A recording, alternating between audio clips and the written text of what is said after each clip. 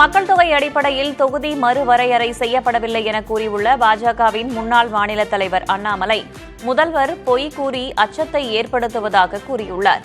முதல்வர் எச்சரிக்கை விடுத்திருப்பது ஏற்புடையது அல்ல எனவும் தெரிவித்துள்ளார். பாரத பிரதமர் நரேந்திர மோடி அவர்களுக்கு கடைசி எச்சரிக்கை அப்படின்னு ஒரு வார்த்தையை சொல்லியிருக்கிறார். ஒரு அரசியலமைப்பு சட்டத்தின் மீது உறுதிமொழி எடுத்து பதவியில் அமர்ந்திருக்கக்கூடிய முதலமைச்சர் பேசுகின்ற வார்த்தையை தமிழக மக்கள் பார்த்துக் கொண்டிருக்கின்றார்கள். ஓவராலா 543 அதிகப்படுத்துகின்றோம். அதிகப்படுத்திய பின்பு அதுல 1/3 கொடுக்கிறோம். எப்படி அதிகப்படுத்துறோம்? இன்னைக்கு இருக்கக்கூடிய எல்லா மாநிலங்கள் யாருக்கும் எந்த பிரச்சனையும் ஏற்படாத அளவுக்கு நேரடியாக ஒரு மாநிலத்தையும் 50% உயர்த்துகின்றோம் என்று முதல் கட்டமாக நமக்கு தெரிய வந்திருக்கிறது. பாராளுமன்றத்தில் அதிகாரப்பூர்வமாக நம்முடைய தலைவர்கள் சொல்லுவாங்க. அப்படி இருக்கும் பொழுது தமிழகத்தினுடைய எம்பிக்களுடைய எண்ணிக்கை 39 59 வரைக்கும் போறதுக்கான வாய்ப்பு இருக்கு. கேரளா 20 30 வரை போறதுக்கான வாய்ப்பு இருக்கு. மக்கள் தொகை அடிப்படையில் செய்யாம எல்லோரையும் ஒரு மனதோடு ஒரு நேர்கோட்டு பாதையிலே மத்திய அரசு எடுத்து செல்ல வேண்டும் என்று நினைக்கும் பொழுது எதற்காக பொய்யை பேசி மக்களிடம் அச்சத்தையும் பயத்தையும் முதலமைச்சர் கிரியேட் பண்றாரு? முதலமைச்சர் தமிழக மக்களை, பாரத பிரதமர் நரேந்திர மோடி அவர்களை அச்சுறுத்தக்கூடிய அந்த விஷயத்தை உடனடியாக அவர் நிறுத்தணும். தாவேக தலைவர் விஜயின் நடவடிக்கைகள் அதிமுக பாஜக கூட்டணிக்கு வலு சேர்க்கும் வகையில் இருப்பதாக விடுதலை சிறுத்தைகள் கட்சித் தலைவர் திருமாவளவன் விமர்சித்துள்ளார். அதிமுக பாஜகவை ஆட்சி பீடத்தில் அமர வைப்பதே விஜயின் ஆசை எனவும் தெரிவித்துள்ளார். பாஜக தலைமையிலான தேசிய ஜனநாயக கூட்டணி தமிழகத்தில் காலூன்றுவதற்கு வழிவகுப்பதாக இருக்கிறது. சிவப்பு கம்பளம் விரிப்பதாக இருக்கிறது. அவரால் ஆட்சிக்கு வர முடியாது என்பதை, இந்த தேர்தலில் அதற்கு வாய்ப்பில்லை என்பதை உணர்ந்திருந்தும் அவர் திமுக ஆட்சியை அப்புறப்படுத்துவோம் என்று சொல்லுகிறார். ஆக அவருடைய நோக்கம் வெளிப்படையாக தெரிகிறது. திமுகவை அப்புறப்படுத்திவிட்டு அதிமுக பாஜகவை ஆட்சி பீடத்தில் அமர வைப்பதுதான் என் ஒரே ஆசை என்று செய்தி தமிழ்நாட்டு மக்களுக்கு சொல்லுகிறார். தேமுதிக பொதுச் செயலர் பிரேமலதா எழுந்து நிற்காததை வைத்து கூட்டணிக்குள் குழப்பத்தை ஏற்படுத்த முயற்சிக்கிறார்கள் எனவும் அது நடக்காது எனவும் விடுதலை சிறுத்தைகள் கட்சித் தலைவர் திருமாவளவன் கூறியுள்ளார். முன்னதாக அவர் சென்னையில் உள்ள விசிகாவின் தலைமை அலுவலகத்தில் கட்சியின் தேர்தல் அறிக்கையை வெளியிட்டார். அதில் ஆணவ கொலைகளுக்கு எதிராக சிறப்பு சட்டம் இயற்ற பாடுபடுவோம் என்பது உள்ளிட்ட அம்சங்கள் இடம்பெற்றுள்ளன. அதெல்லாம் ஒரு அதிருப்தி இல்ல. இது மீடியா ஹைப்பு. நான் அவங்களை எழுந்துச்சு நில்லுங்கிறதுக்காக சொல்லல. எங்க கட்சி வேட்பாளருக்கு மட்டும் சொல்லக்கூடாதுன்னு எல்லா கட்சி வேட்பாளரையும் நான் சொன்னேன். அவ்வளவுதான். முறைப்படி வேட்பாளர்களை அறிவிப்பு செய்வதற்காக முதலமைச்சர், கூட்டணியின் தலைவர் தளபதி ஸ்டாலின் அவர்கள்தான் அந்த மேடைக்கு வந்தார். அவர்தான் அறிவிக்க வேண்டும். அவர்தான் அறிவித்தார். அப்போதுதான் வேட்பாளர்கள் எழுந்து நிற்பார்கள். நான் என்னுடைய உரையின் போது எங்கள் கட்சி வேட்பாளர்கள் கடலூரில் 2 தொகுதிகளில் போட்டியிடுகிறார்கள் என்று சொன்னேன். அதை மட்டும் சொன்னால் சரியாக இருக்காது என்று எல்லோரையும் சொன்னேன். அவ்வளவுதான். எனவே இதை திரித்து இந்த கூட்டணிக்குள்ளே குழப்பம் ஏற்படுத்த முயற்சிக்கிறார்கள். அது ஒருபோதும் நடக்காது. திருவண்ணாமலை மாவட்டம் வந்தவாசியில் அம்பேத்கர் சிலைக்கு மாலை அணிவிப்பது தொடர்பாக அதிமுக மற்றும் விடுதலை சிறுத்தைகள் கட்சியினரிடையே வாக்குவாதம் ஏற்பட்டது. அதிமுக வேட்பாளர் ராணி மற்றும் கூட்டணி கட்சியினர் மாலை அணிவிப்பதற்காக வந்தபோது பாஜகவினர் வரக்கூடாது என்று விசிகாவினர் தடுத்ததால் வாக்குவாதம் தள்ளுமுள்ளாக மாறியது. இதில் ஒருவரை ஒருவர் தாக்கி கைகலப்பில் ஈடுபட்டதால் பரபரப்பு நிலவியது. பின்னர் காவல்துறையினர் இருதரப்பையும் சமாதானம் செய்ததை அடுத்து கூட்டணி கட்சியினருடன் சென்று வேட்பாளர் மரியாதை செலுத்தினார்.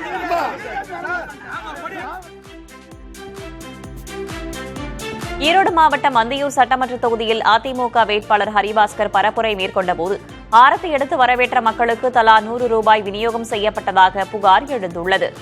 பறக்கும்படை அதிகாரிகள் கண்காணிப்பில் ஈடுபட்ட நிலையிலும் சர்வசாதாரணமாக பணம் வழங்கப்படுவதாக கூறப்படும் நிலையில் இது தொடர்பான வீடியோக்கள் வைரலாகி வருகின்றன.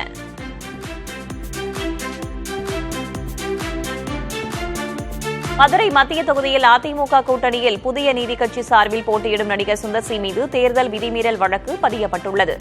எஸ்எஸ் காலனி பகுதியில் உள்ள தேவாலயத்தில் கட்சியின் அடையாளமான அதிமுக துண்டை அணிந்து அவர் வாக்கு சேகரித்ததாக கூறப்படுகிறது. மத வழிபாட்டு தலங்களில் அரசியல் அடையாளங்களுடன் பரப்புரை செய்யக்கூடாது என்ற விதியை மீறியதற்காக தேர்தல் நடத்தும் அலுவலர் புகாரின் பேரில் எஸ்எஸ் காலனி போலீசார் இந்த நடவடிக்கையை எடுத்துள்ளனர். ஈரோடு மாவட்டம் அந்தியூரில் ஆரத்தி எடுத்த பெண்களுக்கு பணம் வழங்கிய புகாரில் தமிழக வெற்றிக் கழக நிர்வாகி மீது காவல்துறை வழக்கு பதிவு செய்துள்ளது. ரெட்டியம்பாளையம் பகுதியில் வேட்பாளர் விஜய் வெங்கடேஷ் பரப்புரை செய்தபோது வரவேற்பு அளித்த பெண்களுக்கு தலா 100 ரூபாய் விநியோகிக்கப்பட்டதாக புகார் அளிக்கப்பட்டுள்ளது. இதனையடுத்து வெள்ளித்திருப்பூர் காவல்துறையினர் வழக்கு பதிவு செய்து விசாரணை மேற்கொண்டு வருகின்றனர்.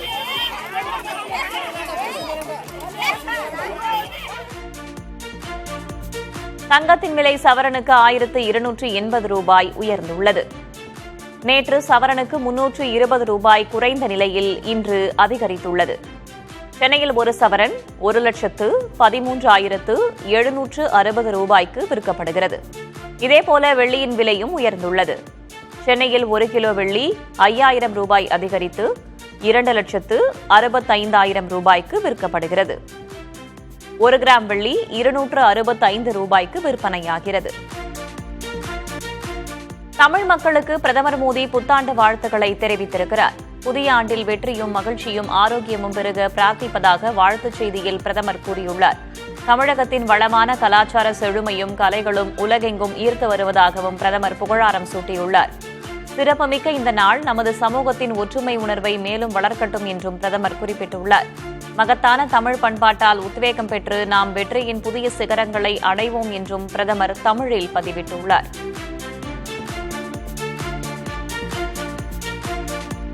தமிழ் புத்தாண்டையொட்டி பிரதமர் மோடி குடியரசு துணைத் தலைவர் சி.பி. ராதாகிருஷ்ணனை அவரது இல்லத்தில் சந்தித்து வாழ்த்து தெரிவித்தார்.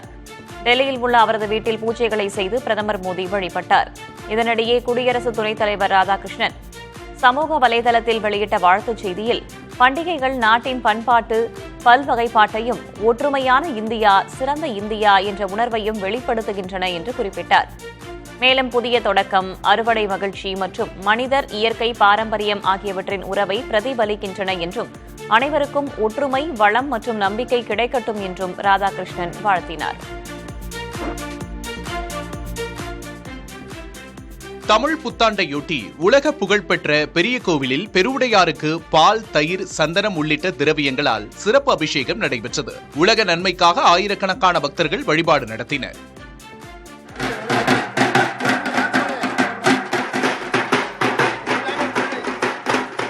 மதுரை மங்களாம்பட்டி கிராமத்தில் விவசாயிகள் தங்கள் ஏர்கலப்பை மற்றும் விவசாய கருவிகளை கோவில் முன்பாக வைத்து பூஜை செய்து பின் வயலில் உழவார பணிகளை தொடங்கி பாரம்பரியத்தை மீட்டெடுத்தனர். கன்னியாகுமரியில் சுசீந்திரம் தானுமாலயன் கோவிலில் சித்திரை விஷுக்கனி காணல் விமர்சையாக நடைபெற்றது.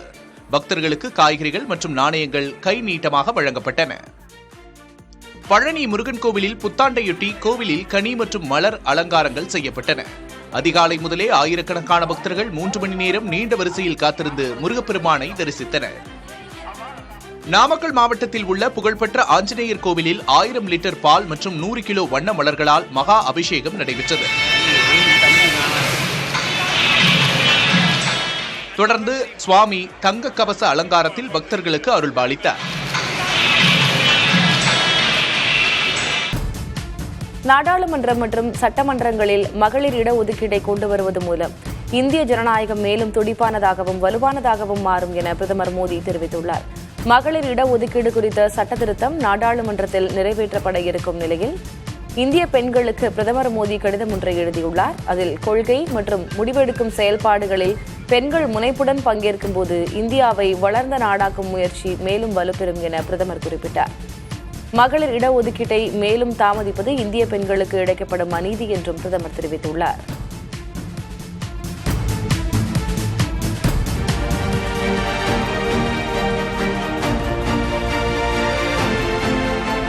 அண்ணல் அம்பேத்கரின் 135வது பிறந்த நாளை ஒட்டி தலைவர்கள் அவருக்கு மரியாதை செலுத்தினர்.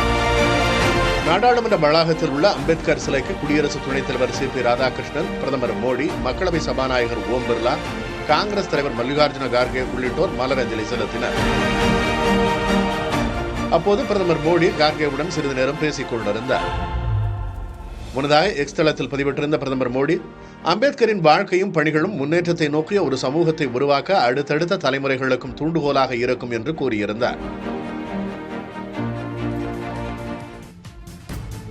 நாடாளுமன்றம் மற்றும் சட்டமன்றங்களில் மகளிருக்கு 33 விழுக்காடு இடஒதுக்கீடு வழங்கும் சட்டத்திருத்த மசோதாவை நிறைவேற்ற ஆதரவு தருமாறு காங்கிரஸ் கட்சித் தலைவர் மல்லிகார்ஜுன் கார்கேவிடம் பிரதமர் மோடி கோரிக்கை விடுத்துள்ளார். நாடாளுமன்ற வளாகத்தில் அம்பேத்கர் சிலைக்கு மரியாதை செலுத்தும் நிகழ்வில் பங்கேற்றபோது கார்கேவிடம் மோடி பேசினார். மகளிருக்கு அதிகாரம் தரும் சட்டத்தை கொண்டு வருவது நம் அனைவரின் கடமை என கூறி மசோதாவுக்கு பிரதமர் ஆதரவு கோரியதாக தெரிகிறது. இதுகுறித்து பரிசீலித்துவிட்டு முடிவெடுப்பதாக கார்கே கூறியதாக தெரிகிறது. மகளிர் இடஒதுக்கீடு சட்டம் அவசியமானதுதான் என்றாலும் அதை அரசியல் நோக்கங்களுக்காக பாஜக அவசரமாக நிறைவேற்ற திட்டமிடுவதாக காங்கிரஸ் ஏற்கனவே கூறியிருந்தது.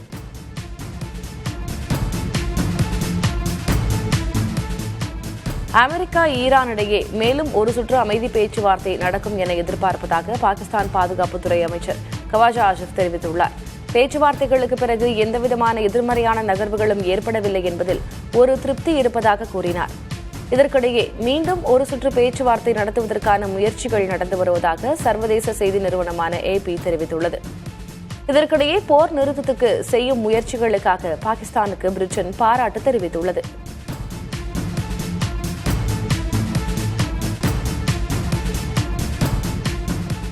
சர்வதேச சட்டங்கள் நிலைநாட்டி உலகம் மீண்டும் காட்டாட்சி சூழலுக்கு திரும்புவது தடுக்கப்பட வேண்டும் என சீன அதிபர் ஜி ஜின்பிங் தெரிவித்துள்ளார். ஐக்கிய அரபு அமீரகத்தின் பட்டத்து இளவரசர் ஷேக் அல் நஹ்யானை சந்தித்த போது அவர் இவ்வாறு கூறினார்.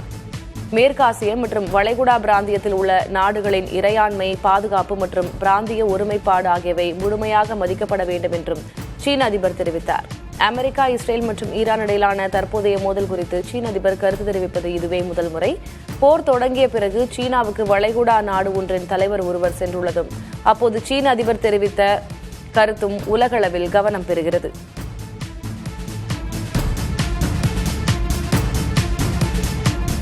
ஹார்முஸ் நீரிணையை அமெரிக்கா மறித்துள்ளதற்கு சீனா கண்டனம் தெரிவித்துள்ளது. ஈரானுடன் தாங்கள் வர்த்தகம் மற்றும் எரிசக்தி தொடர்பான ஒப்பந்தங்களை செய்து கொண்டுள்ளதாகவும் இதில் பிறர் தலையிடக்கூடாது என்றும் தாங்கள் எதிர்பார்ப்பதாகவும் சீன பாதுகாப்புத்துறை அமைச்சர் அட்மிரல் டோங் ஜூன் தெரிவித்துள்ளார். சீனாவுக்கு தேவையான கச்சா எண்ணெயில் 40 விழுக்காடு என்எல்ஜி எரிவாயுவில் 30 விழுக்காடு ஹார்முஸ் நீரிணை வழியாகத்தான் செல்கிறது. இதை அமெரிக்கா முடக்கியிருப்பதால் பிற நாடுகளை விட சீனாவுக்கு மிகப்பெரிய அளவில் பாதிப்பு ஏற்படும். அதே நேரம் கடந்த சில வாரங்களில் ஹார்முஸ் நீரிணையை கடந்த சில கப்பல்கள் சீன பணத்தில் ஈரானுக்கு கட்டணம் செலுத்தியதாக கூறப்படுகிறது. இது தனது பெட்ரோ டாலர் ஆதிக்கத்துக்கு சவாலாக இருப்பதாகவும் அமெரிக்கா கருதுகிறது. இந்த சூழலில் ஹார்முஸ் நீரிணையை பழையபடி அனைவருக்குமானதாக்கி கட்டணமற்றதாக அமெரிக்கா முனைப்பு காட்டுகிறது.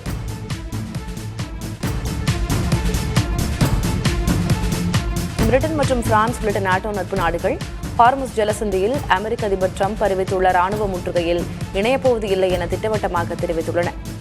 அமெரிக்கா, இஸ்ரேல் மற்றும் ஈரானுக்கு இடையிலான போரில் தங்களை ஈடுபடுத்திக் கொள்ள விரும்பவில்லை என்று பிரான்ஸ், பிரிட்டன் போன்ற வல்லரசுகள் கூறியுள்ளன.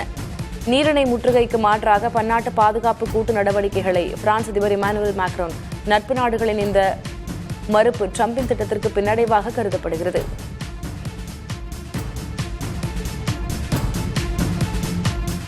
உலகளாவிய எரிசக்தி சந்தையில் ஏற்பட்டுள்ள வரலாறு காணாத பாதிப்பை தவிர்க்க நாடுகள் எரிசக்தி பொருட்களை பதுக்குவதையோ அல்லது ஏற்றுமதி தடைகளை விதிப்பதையோ தவிர்க்க வேண்டும் என்று பன்னாட்டு நிதியம், உலக வங்கி மற்றும் சர்வதேச எரிசக்தி முகமை ஆகியவை கூட்டாக வலியுறுத்தியுள்ளன.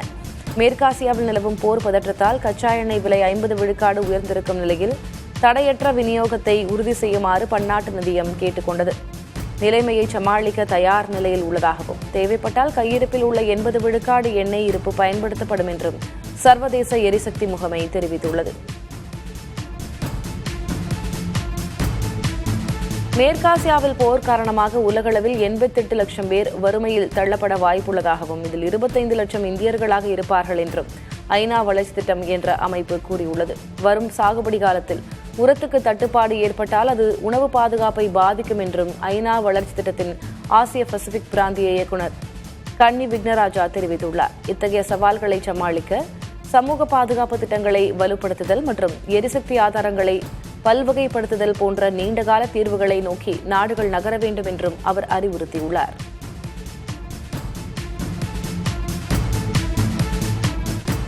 இந்திய எண்ணெய் நிறுவனங்கள் பெட்ரோல் டீசல் விலையை உயர்த்தாததால் பெரும் இழப்பை சந்திப்பதாக மக்யாரி குரூப் என்ற சந்தை ஆய்வு நிறுவன அறிக்கையில் தெரியவந்துள்ளது. 1 லிட்டர் பெட்ரோலுக்கு 18 ரூபாயும் 1 லிட்டர் டீசலுக்கு 35 ரூபாயும் இழப்பு ஏற்படுவதாக அந்த அறிக்கை கூறுகிறது. பிப்ரவரி இறுதியில் $70 இருந்த கச்சா எண்ணெய் போருக்கு பின் $120 வரை உயர்ந்தது.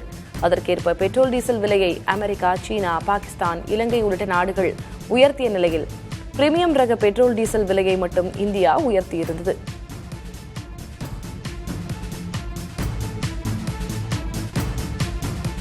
கிரிக்கெட் உலகை அதிரடி ஆட்டத்தால் ஈர்த்து வரும் 15 வயது இளம் வீரர் வைபவ் சூரியவன்ஷி இந்திய அணியில் இடம்பெறக்கூடும் என தகவல் வெளியாகியுள்ளது. அயர்லாந்துடன் நடைபெறும் T20 தொடரில் வைபவுக்கு வாய்ப்பு வழங்கப்படும் என இந்திய கிரிக்கெட் வாரிய வட்டாரங்கள் தெரிவித்துள்ளன. அவ்வாறு அவர் இடம்பெறும் பட்சத்தில் இந்தியாவுக்காக மிக இளம் வயதில் ஆடிய வீரர் என்ற பெருமையை பெறுவார். இதற்கு முன் சச்சின் டெண்டுல்கர் 16 வயதில் இந்திய அணியில் இடம்பெற்றதே சாதனையாக உள்ளது. டெல்லி டேராடூன் பொருளாதார நெடுஞ்சாலை திட்டத்தை பிரதமர் நரேந்திர மோடி திறந்து வைத்தார். சஹாரன்பூரில் விலங்கு வழித்தடத்தை ஆய்வு செய்ததோடு டேராடூன் பகுதியில் பொதுமக்களின் வரவேற்பை பெற்றார். டேராடூன் அருகே உள்ள மாதாதாத் காளி கோவிலில் வழிபாடு நடத்தியதோடு டாக்டர் B.R. அம்பேத்கருக்கு மலரஞ்சலி செலுத்தினார். டெல்லி, உத்தரப்பிரதேசம் மற்றும் உத்தராகண்ட் மாநிலங்கள் வழியாக செல்லும் நெடுஞ்சாலை திட்டம் தற்போதைய 6 மணி நேர பயணத்தை சுமார் 2.5 மணி நேரமாக குறைக்கிறது.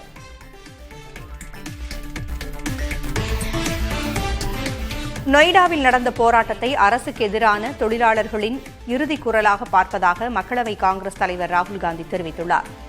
இந்தியா முன்னேறி வருவதாக மோடி அரசு கூறி வரும் நிலையில் அதன் உண்மையான முகமாக இப்போராட்டம் விளங்குகிறது என்றும் ராகுல் காந்தி கூறினார். மாதம் 12,000 ரூபாய் சம்பாதிக்கும் ஒரு தொழிலாளி வீட்டு வாடகைக்கே 4,000 ரூபாய் முதல் 7,000 ரூபாய் வரை செலவழிப்பதாகவும் விலைவாசி உயர்வால் அன்றாட வாழ்க்கையை நடத்தவே திணறுவதாகவும் தெரிவித்தார். பிரதமர் மோடி தொழிலாளர்களை தன் அரசிற்கு சுமையாக பார்ப்பதாகவும் ஆனால் அவர்களை நாட்டின் முதுகெலும்பாக பார்ப்பதாகவும் ராகுல் காந்தி தெரிவித்துள்ளார். நாடாளுமன்றம் மற்றும் சட்டமன்றங்களில் மகளிர் இடஒதுக்கீடை கொண்டு வருவது மூலம் இந்திய ஜனநாயகம் மேலும் துடிப்பானதாகவும் வலுவானதாகவும் மாறும் என பிரதமர் மோடி தெரிவித்துள்ளார். மகளிர் இடஒதுக்கீடு குறித்த சட்ட திருத்தம் நாடாளுமன்றத்தில் நிறைவேற்றப்பட இருக்கும் நிலையில் இந்திய பெண்களுக்கு பிரதமர் மோடி கடிதம் ஒன்றை எழுதியுள்ளார். அதில் கொள்கை மற்றும் முடிவெடுக்கும் செயல்பாடுகளில் பெண்கள் முனைப்புடன் பங்கேற்கும் போது இந்தியாவை வளர்ந்த நாடாக்கும் முயற்சி மேலும் வலுப்பெறும் என பிரதமர் குறிப்பிட்டார். கேவிக்குப்பம் தொகுதியில் தேர்தல் பரப்புரையின் போது கலைஞர் கனவு இல்ல திட்ட பயனாளி ஒருவரின் வீட்டுக்கு முதலமைச்சர் மு.க.ஸ்டாலின் நேரில் சென்று கலந்துரையாடினார். மகளிர் உரிமை தொகை மற்றும் காலை உணவு திட்டத்தின் பயன்கள் குறித்து கேட்டறிந்த முதலமைச்சர் அடுத்து இல்லத்தரசி 8,000 ரூபாய் கூப்பனில் என்ன வாங்கப் போகிறீர்கள் என அவர்களிடம் ஜாலியாக விவாதித்தார். தேர்தலுக்கு முன்பே இந்த கூப்பனில் எந்த பொருள் வாங்கலாம் என்ற ஆலோசனைகளில் குடும்பங்கள் தொடங்கிவிட்டதாகவும் அந்த தேர்வு முழுக்க இல்லத்தரசிகளின் விருப்பமாகவே இருக்க வேண்டும் என்றும் அவர் தனது எக்ஸ் தளத்தில் பதிவிட்டுள்ளார். தமிழகத்தில் போக்சோ வழக்குகள் எண்ணிக்கை தொடர்பாக உண்மை சரிபார்ப்பு தளங்களை குறிவைத்து பாஜக முன்னாள் மாநில தலைவர் அண்ணாமலை விமர்சித்தார். சட்டத்துறை இணையமைச்சர் அர்ஜுன் ராம் மெஹ்வால் நாடாளுமன்றத்தில் அளித்த பதிலை மேற்கோள் காட்டி 2021-25 காலத்தில் 39,999 வழக்குகள் பதிவாகியுள்ளதாக அவர் தெரிவித்தார். சில உண்மை சரிபார்ப்பு தளங்கள் எந்த ஆதாரமும் இல்லாமல் 20,989 வழக்குகள்தான் என கூறுகின்றன என்றும் எங்கிருந்து அழுத்தம் வந்தது தெரியவில்லை என்றும் அண்ணாமலை விமர்சித்தார். தமிழகத்தில் எத்தனை முனை போட்டி வந்தாலும் அதிமுக தலைமையிலான கூட்டணியை வெற்றி பெறும் என்று தமாக தலைவர் G.K. வாசன் நம்பிக்கை தெரிவித்துள்ளார். ஒட்டஞ்சத்திரத்தில் செய்தியாளர்களை சந்தித்த அவர் பிற கட்சிகள் 2 மற்றும் 3ஆம் இடத்திற்கு சண்டையிட்டுக் கொள்வதாகவும் அதை பற்றி தங்களுக்கு கவலை இல்லை என்றும் தெரிவித்தார். தாவேக தலைவர் விஜய் தினமும் பரப்புரை செய்யவே விரும்புகிறார் என்றும் ஆனால் பிறருக்கு விதிக்கப்படாத நிபந்தனைகள் தாவேகாவுக்கு விதிக்கப்படுவதாகவும் அக்கட்சியின் பொதுச் செயலர் ஆனந்த் தெரிவித்துள்ளார். புதிய தலைமுறைக்கு நேர்காணல் அளித்த அவர் திடீரென அனுமதி அளிப்பதாகவும் திடீரென மறுப்பதாகவும் குற்றம் சாட்டியுள்ளார்.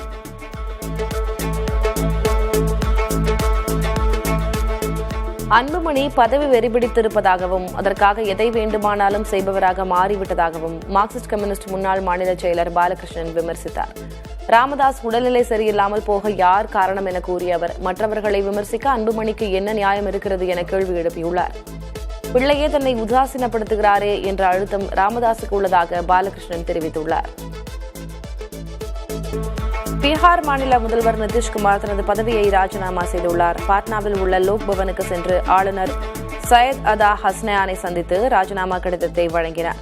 மாநிலங்களவை உறுப்பினராக சமீபத்தில் பொறுப்பேற்ற நிலையில் மாநில அரசியலில் இருந்து நிதிஷ்குமார் தற்போது விடைபெற்றுள்ளார்.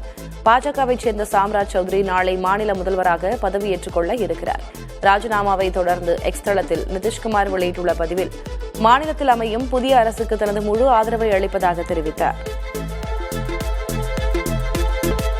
தலைமை தேர்தல் ஆணையர் ஞானேஷ்குமாரின் கடந்த கால சொத்து விவரங்களை வழங்க மத்திய அரசு மறுப்பதாக திரிணாமுல் காங்கிரஸ் எம்பி சாகேத் கோகலே குற்றம் சாட்டியுள்ளார். ஐஏஎஸ் அதிகாரியாக ஞானேஷ்குமார் தாக்கல் செய்த சொத்து விவரங்கள் மத்திய அரசின் பணியாளர் மற்றும் பயிற்சித் துறையின் இணையதளத்திலிருந்து மர்மமான முறையில் நீக்கப்பட்டுள்ளதாக அவர் சாடியுள்ளார். அமித்ஷாவின் அமைச்சகத்தில் பணியாற்றியவர் தேர்தல் ஆணைய பணிக்கு வந்தபின் அவரது சொத்து விவரங்கள் ரகசியமாக மாற்றப்படுவது எதை மறைக்க என்று சாகேத் கோகலே கேள்வி எழுப்பியுள்ளார்.